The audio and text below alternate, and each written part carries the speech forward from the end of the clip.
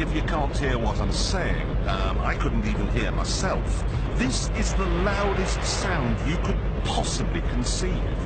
And, as it turns out, the cleanest.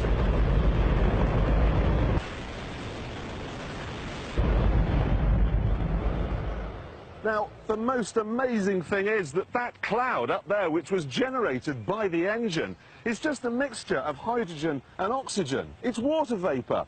And in about an hour's time, someone in Mississippi is going to get wet washing. It will actually rain.